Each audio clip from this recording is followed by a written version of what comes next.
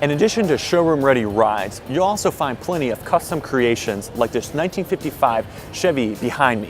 While it's November here in the Midwest and winter has just started, our next spotlight is on a four-wheeled creation that already has us looking ahead to summer cruising.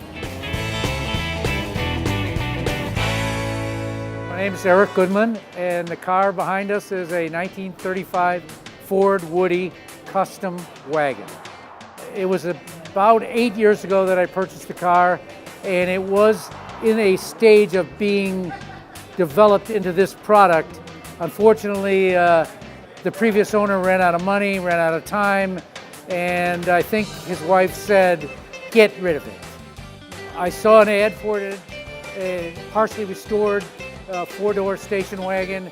It just needed lots of hard work to get things to fit, get components to work, because the gentleman, when he realized he needed to sell it, there was an issue that he needed to slap some things together so that it would go down the road and come back. Those things needed to be readdressed because he didn't take his time and spend what he needed to do. I did most of the mechanical body work that was not wood oriented, and engine work and so on, design work. And then I thought, I can be a carpenter. Unfortunately, that didn't work out.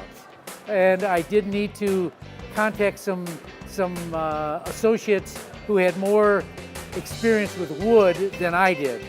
That didn't work out so well either. And we ended up, I ended up going to a furniture store that made Amish furniture. And they gave me the names of some people that were real wood craftsmen, and they assisted me with the wood. It's maple and variations of curly maple or bird's eye maple and or just straight maple.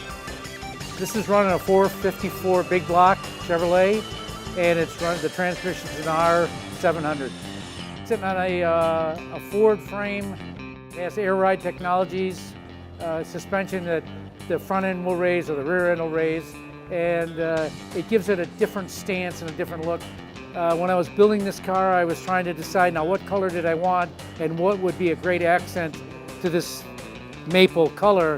And initially I had gone the red route because color is so critical to a custom vehicle. There would need to be a blue, and I spent several months looking at paint colors, so it's a little bit of luck and a little bit of hard work.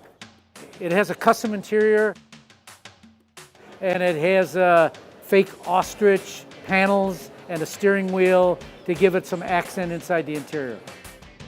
It's about a 2.5-year project, and much of that time was in a learning curve or trying to make a decision. Is this going to work and so on? And then you backtrack and say, maybe I'm biting off more than I can chew. One of the most difficult things on this car is I made wooden mirrors.